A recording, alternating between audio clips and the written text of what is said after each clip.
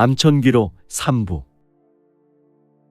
혈세 그리고 도산검림 제63화 조광의 입성 검은 인장과 장안의 불씨. 장안의 검은 꽃 다시 떠오르는 소림의 불씨. 장안 외곽 해가 막 넘어간 황혼이라는 이름이 찾아올 무렵 하늘엔 주홍빛 구름이 길게 늘어져 있었고 그 아래 무너져 폐허가 된 연회장은 아직도 정리 중이었다. 그러나 이곳에서 멀지 않은 도성 북쪽 한 암자에선 그와는 다른 기운이 피어오르고 있었다. 대나무가 울창한 산중에 외진 암자. 그곳은 불소림이라 불리던 소림사의 장안 분파 중 하나로 오래전 폐문한 상태였다. 그러나 그날 한 노승이 조용히 촛불을 밝히고 그 앞에 한 사람을 앉혀두고 있었다. 맹주, 참으로 오랜만이로군. 해원 자네가 아직 살아있었다니 정말 놀랍군. 소림의 숨은 고수 해원. 한때 주원장의 직할 특무조에서 조광과 함께 활약했던 전설의 도승. 그는 이미 세상을 떠난 줄 알았지만 사실 소림사 방장의 밀명을 받고 강호에서 은신해 있었던 것이다. 그곳이 하필 장안 외곽이라니. 그는 비밀리에 하북 소림사 방장에게 최근 근황에 대한 어떤 지시를 받은 상태였다. 자넨 이제 완전히 속을 드러냈군. 무린맹의 맹주로서 겉으론 정의의 화신이라 칭송받지만 내 눈엔 자네가 누구보다 더 추한 자로 보인다. 맹주는 침묵하다가 입꼬리를 천천히 올렸다. 누가 뭐래도 이 강호는 적자생존 약육강식이다.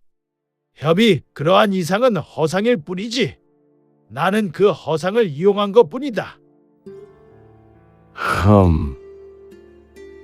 그러니까 자네는 낮에는 의협을 입에 담고 밤엔 명조정에서 금지한 마약을 돌리는 그런 자로 살겠단 말인가?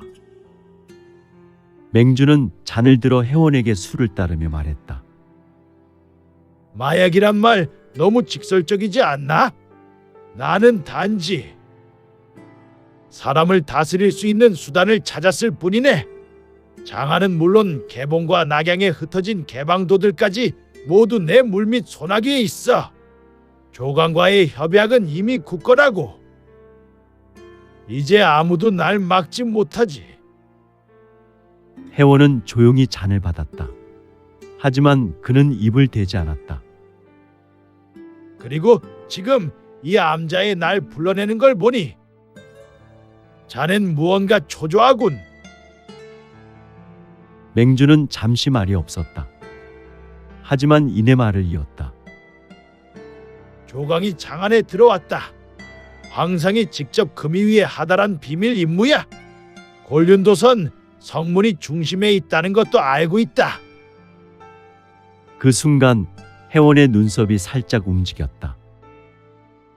허허, 성문이라. 사라진 지 오래되었는데 곤륜의 검 살아있었군. 그가 이미 전설이 되어버린 예맥의 검법을 쓰고 있다는 소문이 있어. 녀석은 전손의 혈통일지도 모르지. 맹주는 잠시 말을 멈추고 창밖을 바라봤다. 붉게 물든 장안이 평화로워 보였지만 그 안의 진실은 그 어떤 전쟁터보다 피비린내가 진했다. 한편 연회장 한켠 파괴된 기둥을 정리하고 있던 곽부는 어깨를 한번 크게 털더니 유성문 옆에 있는 팽원에게 말을 걸었다. 야, 팽아우, 너 말이야. 저기 창고 뒤에 뭐가 이상하더라고. 사람도 없는 곳인데 거기서 이상한 냄새가 나. 팽원은 고개를 갸웃했다. 냄새? 무슨 냄새? 곽부는 코를 문지르며 말한다. 약초 타는 냄새도 아니고 약간 찌든 냄새 같기도 하고. 이거 내가 예전에 사천에서 본 마약소 굴뚝 냄새랑 비슷해. 그 말을 듣자 팽어는 눈이 번쩍 뜨였다. 설마 바로 세 사람은 창고 뒤편으로 몸을 숨기고 다가갔다. 곽부는 조용히 문을 열어보려다 깔끔하게 무너져 있던 한쪽 벽면의 틈새를 발견했다. 여기야. 이곳에서 괴악한 냄새와 함께 바람이 새어나와. 성문은 조용히 묵노를 꺼냈고 팽어는 단검을 쥐었다. 셋은 침착하게 틈을 열어 내부를 살폈다. 그리고 그곳은 분명 마약을 제조하던 은밀한 공간이었다. 수많은 병과 초가 있었고 진귀한 약초와 혼합물이 진열되어 있었다. 무엇보다 무린맥 문장이 찍힌 비단 봉투들이 벽마다 매달려 있었다. 이건 맹주의 물자 창고잖아. 팽어는 충격의 말을 잇지 못했다. 성문은 차갑게 말한다. 이제야 알겠군. 어째서 무린맹이 점점 힘을 잃고 일단의 사단에 움직이지 않았는지. 곽부는 병 하나를 집어들더니 꿀꺽 삼켰다. 으잉. 맛있다. 이거 혹시 영약 아니냐? 팽원이 소리쳤다. 그건 마약이야. 이 멍청한 형님아. 곽부는 눈이 휘둥그레져 병을 툭 던졌고 병은 바닥에 깨져 그 안에 진액이 쏟아졌다. 그 안에서 붉게 피어난 연기는 환각을 일으킬 정도로 짙었다. 아무래도 맹주는 이러한 일에 구파일방 앞에서 설명해야 할 것이다. 맹주는 분명 이 범죄 조직과 연루가 되어 있거나 범죄의 몸통이거나 맹주의 죄는 감출 수 없을 것 같구나. 성문의 두 눈에 황금색 이체가 스치고 지났으며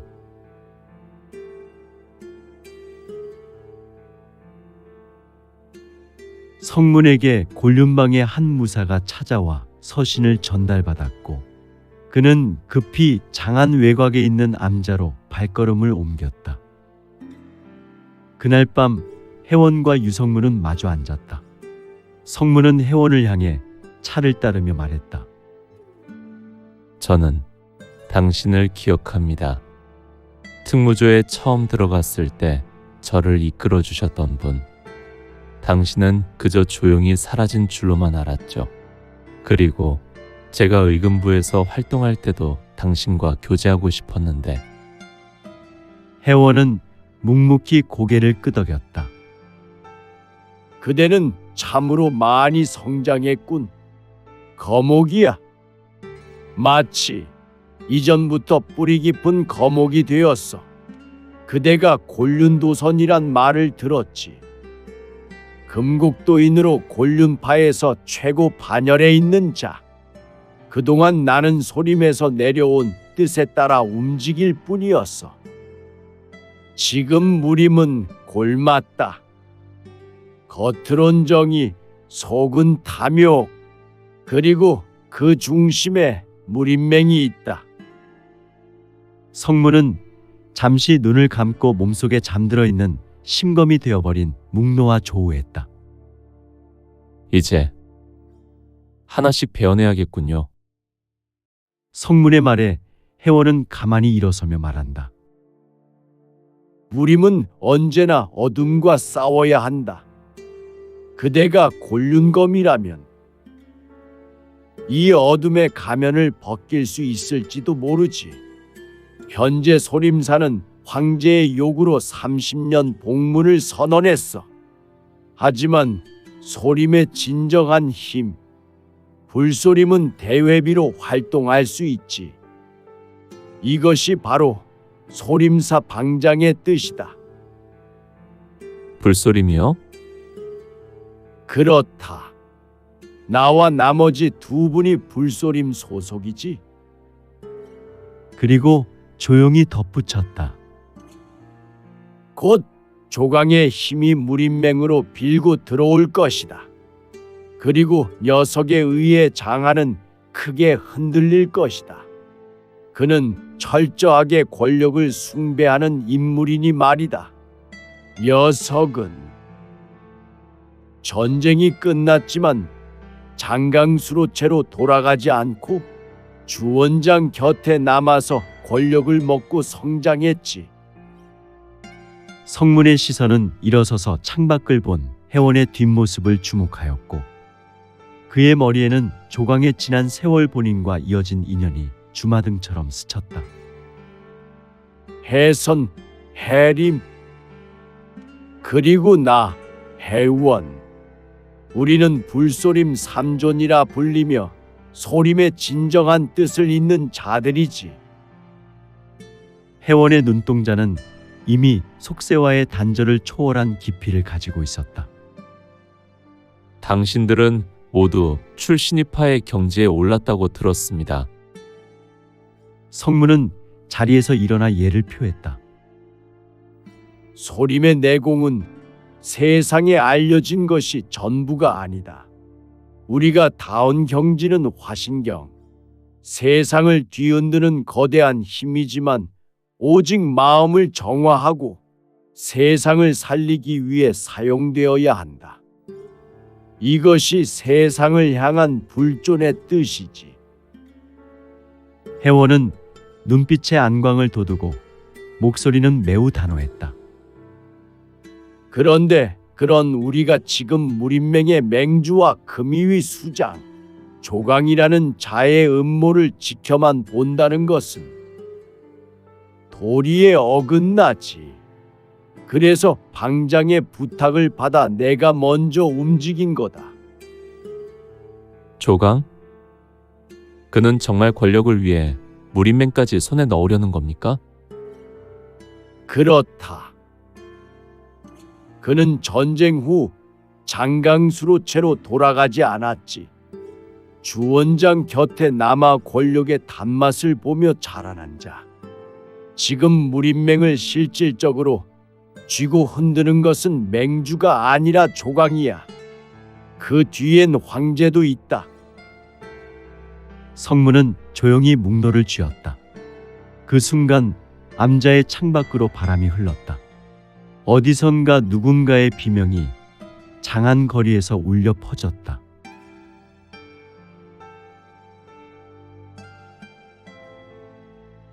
장안 남문 거리.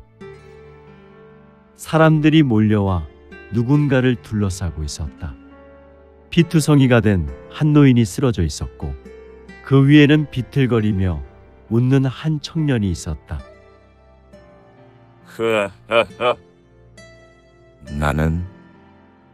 나는 천상의 황제야. 내 손엔 천룡의 화염이. 흐흐. 그 청년은 장안에서 매우 유명한 인물이었다. 그가 입고 있는 값비싼 옷 그의 10손가락에는 금반지가 끼워져 햇살에 의해 영롱하게 비치고 있었다. 아, 장안 태수의 아들 곽진이었다. 마약에 취해 환각에 빠진 채 거리의 행인을 공격한 것이다. 그의 손에는 피 묻은 단검이 들려 있었고 쓰러진 노인의 몸에는 여러 차례 찌른 흔적이 있었다. 관부의 무사들이 황급히 달려왔지만 주변은 이미 경악과 혼란으로 가득했다. 멈춰라. 누구냐? 이 광인은. 관노 하나가 곽진에게 달려들자 곽진은 갑자기 광기 어린 비명을 질렀다. 너희는 전부 벌레다. 죽어라. 그는 비틀거리며 칼을 휘둘렀지만 정신을 놓은 채였기에 무사는 손쉽게 그를 제압할 수 있었다. 그날 밤 장안 관부 회의실. 관부는 이미 사태를 은폐할 방도를 찾고 있었다. 태수님의 아들이란 점을 고려하면 일시적 정신착란이라 보고 서둘러 사건을 무마하는 편이 그때 관부의 한 사내가 문을 열고 들어왔다. 그는 바로 곽부였다. 어이, 어이. 거기 있는 사람들. 너희 말이야, 무언가 놓친 게 있지 않나? 누구요? 나는 곽부. 현 청해성 사자철문의 문주요. 종전에는 청해성의 도지의사사지. 또한 홍무제께서 즉위 당시 수도 의무부 좌부사였다. 자, 여기 증거를 가져왔지. 이 봉투를 보라고. 헉. 황제의 도성? 좌부사. 관부 마당에서 장안 안찰사 부하들인 교두들이 335씩 모여서 태수의 아들 사건에 대해 의논하고 있었다. 곽부의 등장과 그의 소개에 그들은 큰 두려움이 엄습했다. 곽부는 저작거리에서 자신이 실수로 밟고 찢은 곽진이 쓰던 마약 봉투를 들고 왔다. 그 봉투에는 무림맥 문장과 함께 금이 위의 인장이 나란히 찍혀 있었다. 이건 무림맹의 비축약. 관부의 참사 하나가 얼굴을 창백하게 했다. 그리고 이거 곽진이 놈이 그 약을 숨겨둔 창고에서 나온 거야. 내가 그냥 바닥에 떨어진 거 밟았을 뿐인데 이상하게 끈적해서 말이지. 그래서 냄새 맡아보니까 그 마약 굴뚝 냄새랑 똑같더라고. 관부 사람들은 침묵했다. 그때 한노관이 중얼거렸다. 곽진이 태수의 아들이 아니라면 이건 관부가 처리할 수 있는 수준이 아니다. 결국 관부는 곽부가 관부에서 사라진 직후 주요 당직자들의 긴급 회의를 통해 곽진의 하인 하나를 범인으로 몰아 사건을 종결하려 했다. 그리고 며칠 뒤 시장 사람들은 이상한 풍문을 듣게 되었다. 살인을 저지른 곽진이 아니라 그의 하인 홍돌이가 형장에 끌려간다는 것이다. 말도 안 돼. 내가 봤어. 곽진 공자가 피 묻은 칼을 들고 웃고 있었다고. 하지만 그 말을 믿어주는 사람은 없었다. 장안의 귀족들은 그 어떤 권력보다 강했고 아무도 감히 입을 열 수 없었다.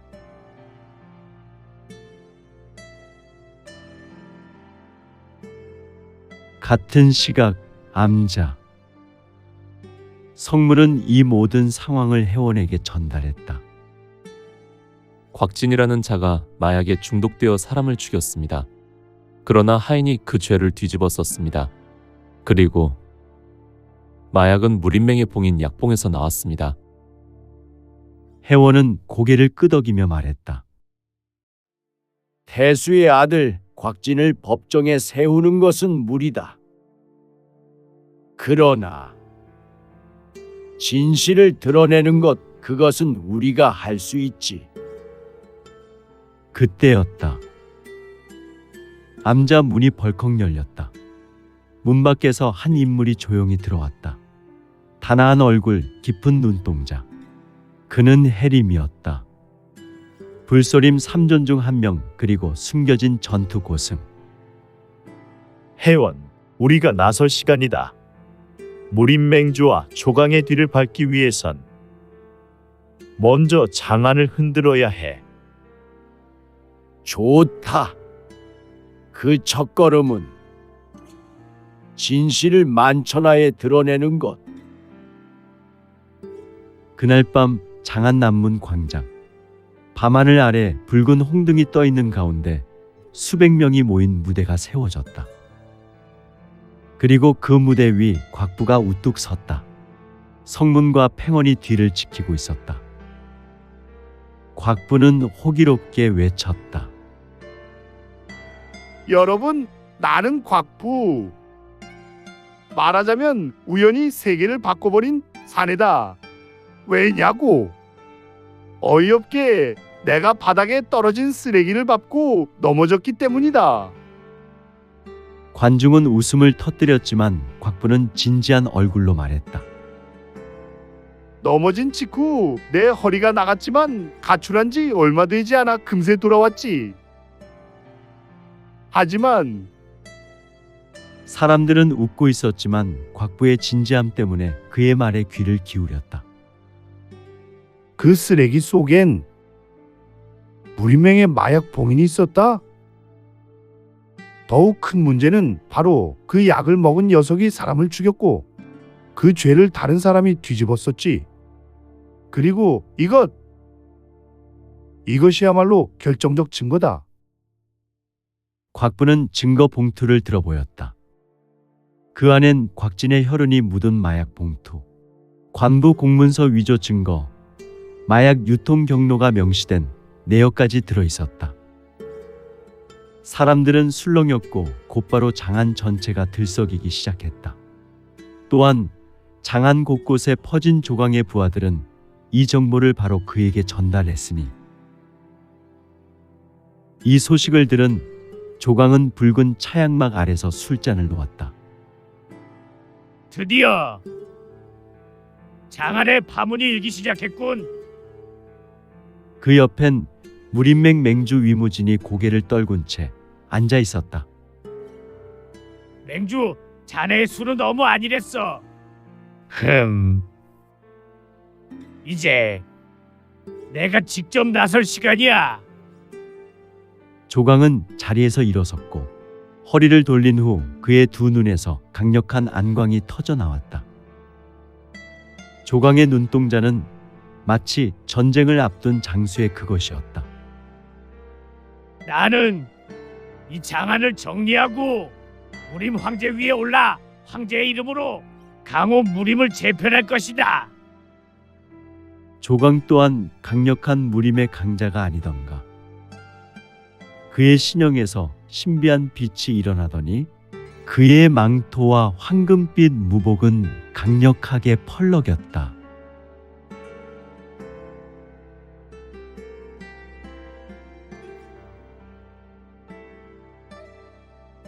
오늘 준비한 내용은 여기까지입니다. 내용이 좋으셨다면 좋아요, 구독 부탁드리고 더 많은 노력으로 보답하겠습니다. 오늘도 최고로 멋진 하루 되세요.